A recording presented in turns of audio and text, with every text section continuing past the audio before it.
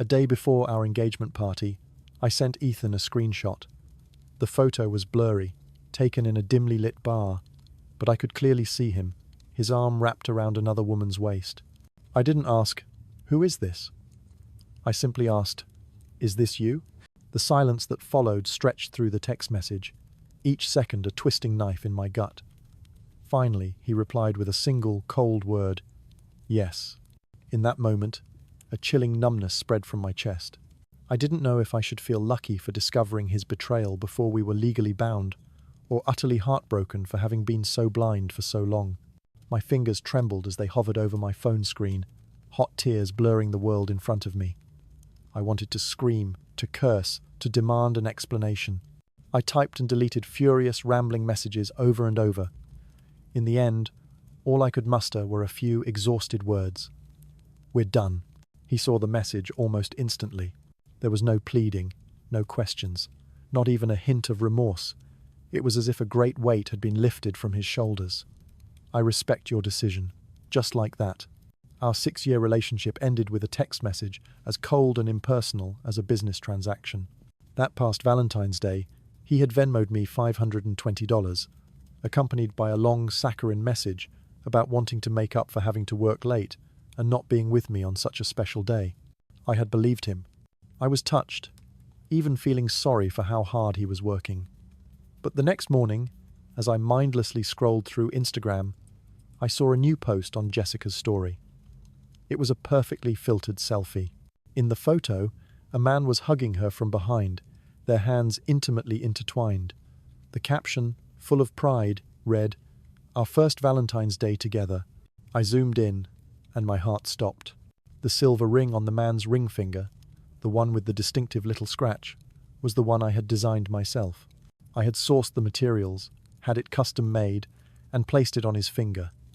It was my gift to him for our first Valentine's Day, a symbol of our unique love. Now, it was the evidence of his first Valentine's Day with her. In that instant, my world completely fell apart. I stayed up all night, hugging my knees in the dark, waiting for an explanation that never came. The sun rose, but Ethan never came home. He was the one who had pursued me. He had stood in the rain for hours just to give me an umbrella, written me pages-long letters, and promised me a future where it was just the two of us. And yet, on the verge of marriage, this is how we ended. Ethan, Jessica, and I were all in the same class in high school. For as long as I had loved him, Jessica had loved him from afar. After graduation, Ethan asked me out on a beautiful sunset evening, flatly rejecting her confession of love on the same day. In college, we were in a long-distance relationship, me in New York, him in Boston. Meanwhile, she and Ethan were not only in the same city, but in the same pre-med program. To give me a sense of security, he would report every interaction with her in painstaking detail. "Hey Ava, just so you know, I'm in a lab group with Jessica. She's my partner, so we'll be seeing each other a lot. But she asked me to get dinner, and I said no." Or, "There was a volunteer health clinic this weekend, and I didn't know she'd be there until I arrived. We were never alone together, though. Don't worry, Ava. I used to think he was so thoughtful, so trustworthy. I trusted him completely. So when did it all change? It must have been after we graduated and started working. We were both interns at the same major hospital, he in internal medicine, she in surgery. And, coincidentally, her father happened to be the hospital director. I didn't think much of it at first, until one night at a dinner with colleagues, I reflexively shelled a shrimp and placed it in his bowl. In front of everyone, he casually moved the shrimp from his bowl back onto his own plate. I froze, the smile on my face stiffening. I couldn't breathe. Finally, Jessica broke the silence. She looked at me with a smile that was both innocent and pointed and said, in a perfectly natural tone, "I'm allergic to shrimp." I forced a laugh, feeling like a fool. Later that night, at home, Ethan hugged me from behind, his lips brushing my ear. His voice was gentle, but it held a cold calculation. "Look, we work at the same hospital, and she's the director's daughter. We can't afford to get on her bad side. Ava, please understand, okay?" I was silent for a long time, then gave a defeated nod. For Ethan's birthday, I booked a table at a fancy rooftop restaurant, planning a romantic evening for just the two of us. but he told me his colleagues had thrown him a surprise party and that I should come along. I agreed, only to arrive and realize that Jessica was the one who had organized the whole thing. Throughout the entire party, I was an outsider, sitting quietly in a corner, watching him and her stand in the center, blowing out candles together, accepting everyone's best wishes. To anyone looking, they were the happy couple. When we got home, he must have noticed my mood. He rubbed his forehead, sighed, and said his familiar line, "Ava, don't overthink it. There's really nothing between me and Jessica." I let out a bitter laugh. My woman's intuition, something I used to dismiss, was now screaming at me that their relationship was anything but simple. Since high school, Jessica had tried to compete with me in everything. She wasn't as smart as me, nor was she prettier, but she had one advantage I didn't: a powerful father. It gave her an innate, unshakable confidence. That year, at the school track meet, Ethan was tripped by a competitor and fell hard on the track. I immediately ran over, worriedly tending to his scraped knee. But Jessica did something different. She ignored his injury, grabbed the arm of the boy who had tripped him, and yelled at the referee, "Sir, he cheated! This race doesn't count." Back then, I had admired her ferocity, her willingness to fight for what she wanted. She chased Ethan for 6 years, despite constant rejection. If she hadn't been the shameless third party in my relationship, I might have even praised her persistence. "Ava, if I was interested in Jessica, it would have happened a long time ago. We've been together for 6 years. Just trust me a little longer, okay?" His eyes held not just helplessness, but a clear and weary annoyance. In that moment, I realized I was trapped. After a long business trip, I posted a vague status on Facebook about the strains and exhaustion of a relationship. I never imagined that when I returned, he would have packed up my entire life into cardboard boxes and placed them neatly outside our front door. 3 years of living together, of building a home, and after one angry text message, he had kicked me out without a second thought. I gripped the handle of my suitcase, my voice hoarse. "Why?" He looked at me as if I were a stranger. "You wanted to break up, so why are you asking?" He took a deep breath, his voice filled with frustration. "Let's just end this peacefully. Don't make a scene. Take that post down." I smirked, my eyes full of scorn. "Number." He paused, his tone hardening with a veiled threat. "Ava, be reasonable. We have mutual friends. Jessica has never done anything to you. Besides, making this public isn't good for your career, or for mine. So, is it Jessica, or me, that's more important?" It was a stupid question, but I needed to hear the answer. His silence was more painful than any word could have been. "She's done nothing wrong to me? Then what about you?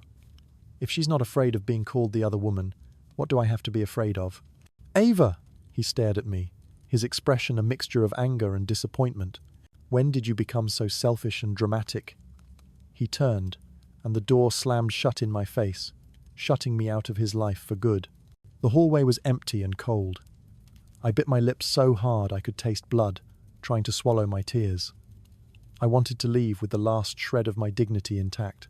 I dragged my suitcase to the street, the cold night wind biting at my skin.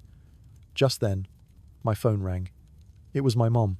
The moment I heard her gentle voice ask, "Honey, are you okay?" I broke down completely, sobbing uncontrollably. My mother had endured a lifetime of quiet suffering with a neglectful husband. When she heard I had called off the engagement, she didn't scold me. She only said softly, "My daughter, don't be like me. You have to love yourself more. Find someone who truly cherishes you." A few days after the breakup, I was drowning in my sorrow when my best friend Chloe burst in. She didn't even ask. She just hugged me tightly and said, "I saw Jessica's post." "That bitch." I smiled weakly. "You should see her profile now." I opened Instagram. Pinned to the top of her page was the photo. The romantic cafe, the giant bouquet of red roses, her radiant face leaning against his shoulder, his hands forming a heart, his eyes full of a love I thought was reserved for me. The caption, "I've waited 6 years for this day," and Ethan's comment right below, "From now on, I won't make you wait anymore." Chloe squeezed my hand. "You know why he did it, right?" Part of it was feelings for her, sure, But the bigger reason is that her father can advance his career, get him the position he's always dreamed of. My vision started to blur. I scrolled through the comments, past the endless stream of congratulations, and my eyes landed on a name I hadn't seen in years. Liam. He had left a single clapping hands emoji. It felt cool, distant, and slightly mocking. Liam was always like that, seeming like a casual observer, but actually seeing right through everything. In high school, he was a legend, handsome, athletic, and the top student. He was my motivation to study harder. I thought if I could just beat him once, just get the #1 spot, I could finally get his attention. But I was always #2. He got into Harvard with a perfect score, and I chose a college in Boston, partly to be near him. After our final exams, I mustered all my courage and wrote him a 3-page letter pouring out my heart, but I never received a reply. Still, there were always those fleeting moments that made me think he might have felt something for me too. Snapping out of my thoughts, I looked back at the comments. Next to Liam's clap was a popcorn emoji from Chloe. After a moment, I, the deposed female lead, added my own comment. Congratulations. It was sarcastic, but it was also a final act of letting go. Not long after, Jessica deleted the entire post. A few days before Christmas, Chloe came to me, buzzing with excitement. The class reunion is on Christmas Eve this year. And guess what? I heard Liam is coming back from New York. A living legend. You have to go. Okay, let's go, I said. Are you sure? You're not afraid of seeing them? I scoffed. The betrayers aren't scared, so why should I be? On the night of the reunion, I wore a simple white dress and minimal makeup. The moment I walked in, I spotted him. Liam. He was sitting in a corner, the light catching the gold frames of his glasses. He was different from everyone else, exuding a calm, detached aura. When he saw me and Chloe, the room buzzed with whispers. He looked up, his eyes meeting mine for a few seconds, a deep, unreadable gaze, before he gave a slight nod and a small smile, a silent greeting. After the food was served, Ethan and Jessica made their grand entrance, hand in hand. He pulled out her chair, carefully hung up her coat. She was wearing a sophisticated red dress, her face glowing with happiness. My heart clenched. Their old friends cheered. Jessica looked at me and said softly, "Ava, long time no see." Chloe, next to me, sneered. "It has been a while. We didn't get a chance to congratulate you on finally getting what you wanted after 6 years of trying." "What are you talking about?" Before Jessica could respond, Ryan, Ethan's best friend, jumped in. When he was with Ava, Ethan had to take care of everything for her. But Jessica is different. For 6 years, she's put Ethan first. When he was sick, she was the one by his side. "Ava, where were you?" I just smirked.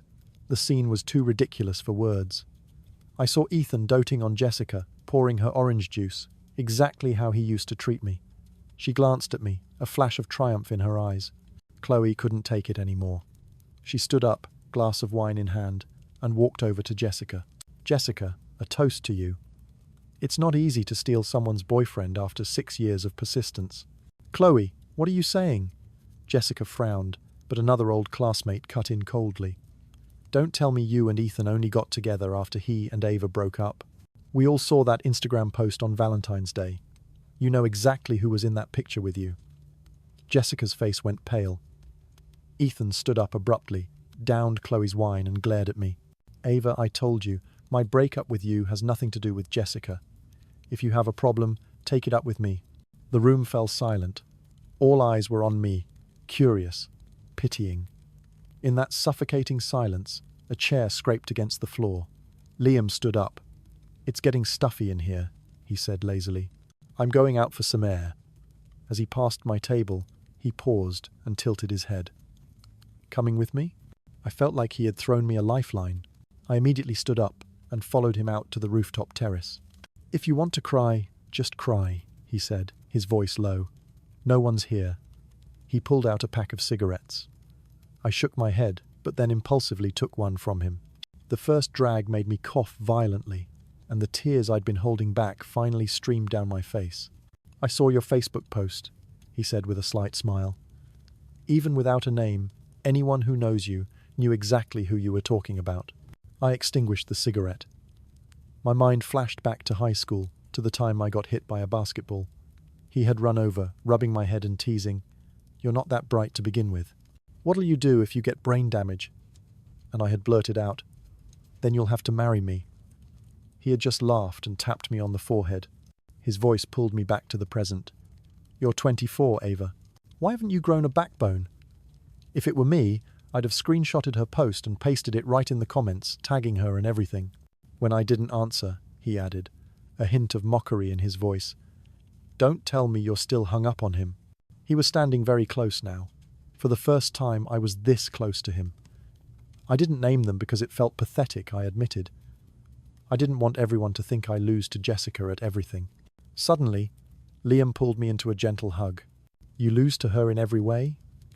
Are you overestimating her, or underestimating yourself? Or is it just because Ethan chose her?" He let me go and turned to leave. "Ava," he said, a note of disappointment in his voice. "What were you thinking, choosing a guy like that?" I froze. "What's that supposed to mean? You're the one who rejected me first." The memory of my unanswered letter filled me with a sudden anger. If I didn't choose him, was I supposed to choose you? Liam pushed his glasses up his nose and leaned in close. "And? Would I be worse than that cheating fiancé of yours?" I turned and walked away.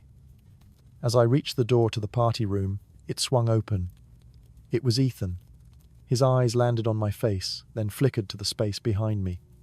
His expression darkened as he saw Liam. "I knew it," Ethan sneered. 6 years in New York, and now you're suddenly back? Ava, I asked you to come to the reunion every year and you refused. The 1 year Liam shows up, you come running. Were you two seeing each other behind my back all along? What right do you have to blame me? What, you cheat, so you assume everyone else does too? Liam spoke before I could, his voice casual but dripping with contempt. "I'm back for a job transfer. As for tonight," he smirked, "let's just call it stepping in when I see an injustice." He grabbed my wrist and pulled me back into the room. Jessica was there, frowning. "Ava, you and Ethan are over. Why do you keep bothering him?" I finally laughed, unable to hold it in any longer. I turned to face them both. "What right do you have to say that to me? When Ethan and I were together, you were constantly clinging to him. When we were about to get engaged, you were posting about your anniversary. Now that we're actually over, you're blaming me? Do you think I'm like the two of you, completely devoid of a moral compass?" They stood there, speechless. I didn't want to see their faces for another second. I grabbed my coat. Chloe ran after me, grinning as she glanced at Liam. "Liam, I think I've had a bit too much to drink. Could you be a doll and take her home for me?" Liam gave a lazy nod. "Sure." Once Chloe left, I got into Liam's car. "Address?" he asked. I sent him the location of a bar. He raised an eyebrow. "A bar?" I just nodded. He didn't say anything else, just leaned over and buckled my seatbelt for me, his hair brushing against my cheek. A faint, clean scent of cedarwood filled the air. At the bar, he followed me to a secluded booth. "You come here often?" he asked. "Second time," I said. When the drinks came, I offered him a cocktail. He shook his head. "I'm driving." Just then, a guy with bleached blonde hair swaggered over to our table. "Hey, beautiful," he slurred. "Why don't you drink with us instead?" I gave him a cold smile. "Sorry, I don't drink with jerks." His face soured, and he grabbed my wrist. In the next instant, his arm was twisted behind his back. Liam had moved so fast I barely saw it. "She said no." Liam's voice was low and dangerous. "A gentleman knows when to back off." The guy yelped in pain. I looked up at Liam, a thought crossing my mind. If I had spent the last 6 years with him instead of Ethan, would things have been different? I downed my drink. "That's enough. You've had too much." "Let go, I can still drink." I reached for the last glass, but Liam snatched it and drank it himself. Seeing my drink gone, I suddenly flew into a rage. "Liam, you're an asshole." He didn't get angry. He simply picked me up. "What are you doing? Put me down." He ignored me and carried me out of the bar. He couldn't drive, so he called a cab. As he set me down, I propped myself against the car and yelled, "Liam, why didn't you ever answer my letter?" He frowned, looking genuinely confused. What letter? That's the last thing I remember. I woke up to the morning sun in a strange hotel room wearing an oversized men's white dress shirt. Liam was on the sofa, looking at his phone. You were drunk last night, he explained calmly. I couldn't get a hold of Chloe, so I brought you here. I had the hotel manager help you with your clothes. I breathed a sigh of relief. Did I do anything embarrassing last night? He stood up, walked over, and pointed to his neck. You tell me. I looked and gasped. There was a clear, unmistakable bite mark on his skin. I stammered. I'm so sorry. I'll take responsibility. A small smile played on his lips. There are clothes for you in the closet. Get changed. I'll take you home. As we neared my house, I saw my mom and Chloe waiting outside. You didn't come home all night, my mom scolded. I introduced Liam. Chloe immediately invited him in for tea, and to my surprise, he agreed. As soon as we were inside, Chloe dragged me to my room. Spill. What happened last night? Nothing happened. But what did you and my mom talk about? Oh, just about your first love, she said, winking. And how you were so lovesick you stopped eating. I knew it. When we came out, Liam was gone. I didn't know what my mom had said to him, but I didn't see him again after that day. My company held its annual year-end party. I didn't want to go, but my boss said there was a mandatory, important announcement. Chloe insisted I wear a stunning red dress she'd picked out. The moment I walked into the ballroom, all eyes were on me. The MC took the stage.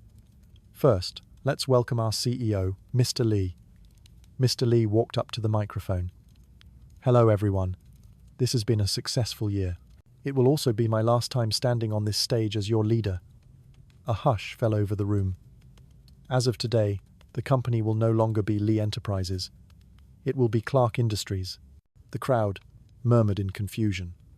Please give a warm welcome to our new majority shareholder. The applause started, and I looked towards the stage. I froze. Liam? He walked onto the stage, cool and composed as ever. Hello, everyone. I'm Liam Clark, he said, his voice calm and deep. From next year on, I will be a part of this company. Mr. Lee put a hand on his shoulder. Liam has officially acquired the company and will be our new CEO. I slipped out before the party ended. As I stepped outside, a black Maybach pulled up in front of me. The window rolled down. It was Liam. Get in. I didn't hesitate. He took me to a rooftop restaurant. As we walked in, I saw two familiar figures, Ethan and Jessica. Ethan's face darkened when he saw me with Liam.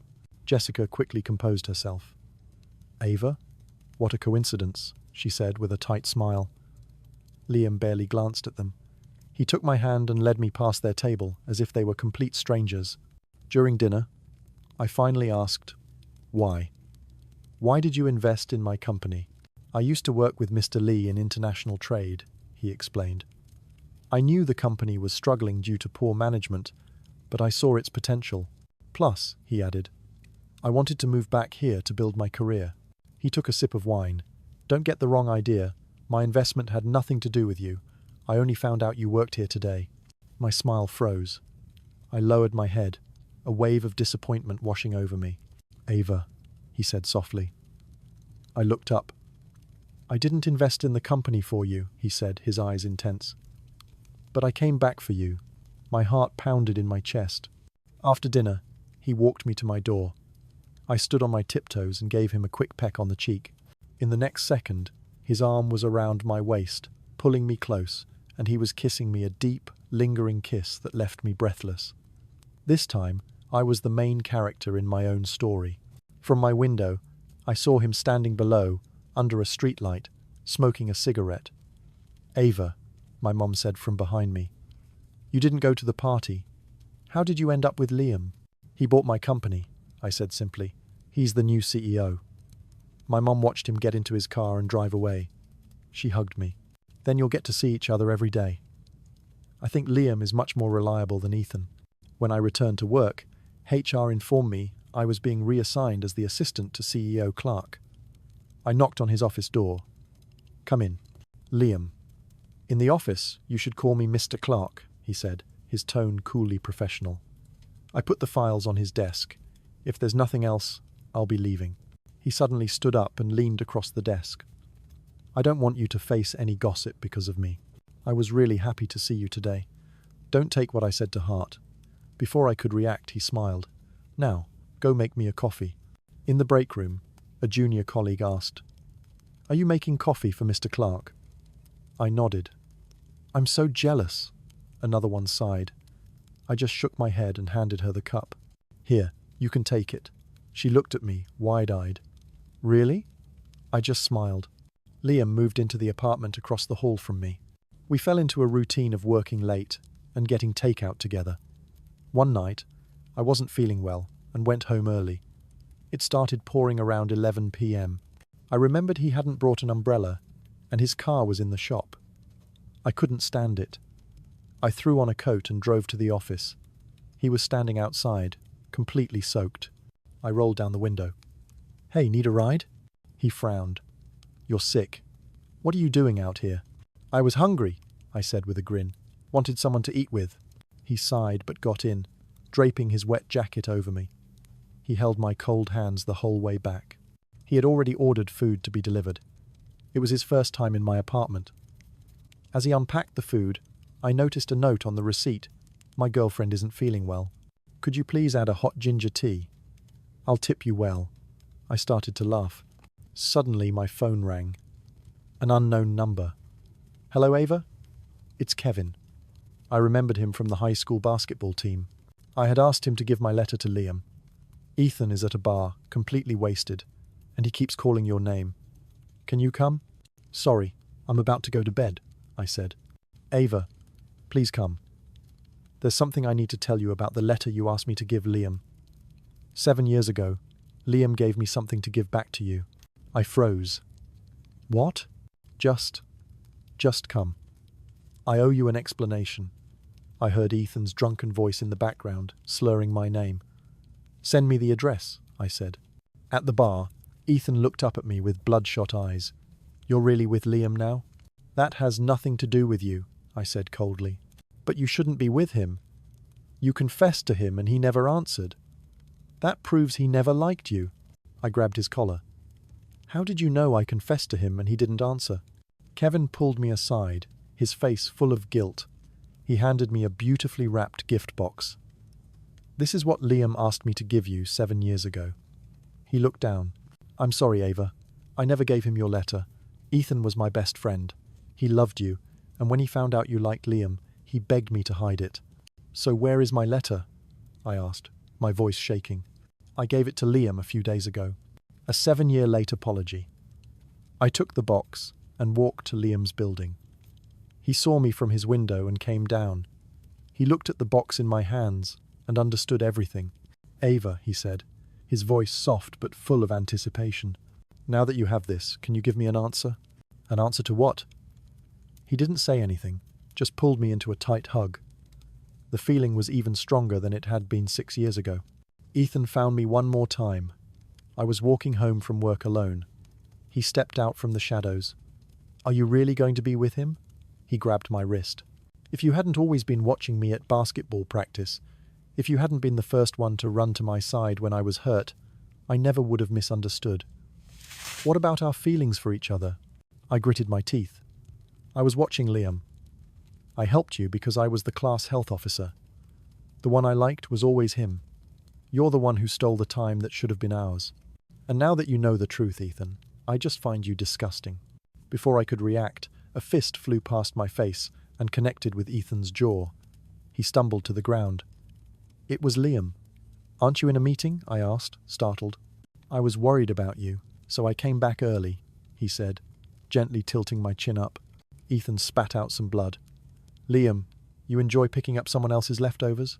Liam's eyes were like ice. Listen carefully, Ethan. Ava was never anyone's thing. She's just someone who finally saw you for who you really are. In the car, I watched Ethan's defeated figure shrink in the rearview mirror. Liam squeezed my hand. Actually, he said quietly, I was at last year's reunion. I stared at him. I got there late, he continued. I was at the door when I saw you and Ethan walk by. I heard him say you were getting engaged next year. You were looking at him with so much happiness in your eyes, so I didn't go in. A pang of sorrow hit me. Ava, he said, his voice thick with emotion. If I had known what kind of person he was, I would have never let you fall into his hands. I was stunned. What did you say? The light turned red. He stopped the car and turned to me, his eyes searching mine. It's been 6 years, he said, his voice low and clear. Do you still want to be with me now? Tears streamed down my face as I nodded fiercely. He gently wiped them away and then leaned in and kissed me. I told my mum and Chloe. They were ecstatic. I told you, Chloe shrieked. You and Liam are soulmates. Let Ethan and Jessica rot together. I just smiled. I don't think their life will be that smooth. Not long after, Chloe called with news. Jessica's father was under investigation for financial fraud and had been fired. Without his father-in-law's influence, Ethan's career stalled. It was karma. Was that you?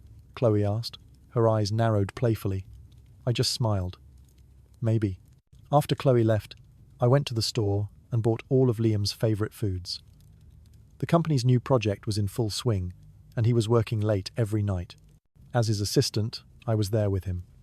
When I walked into the office, his project team was still hard at work. Miss Ava, are you here to see the boss? Did you bring us snacks? One of them teased. Just as a colleague reached for the food bag, Liam's voice cut through the air. That's dinner my girlfriend prepared for me. If you're all hungry, order whatever you want. It's on me.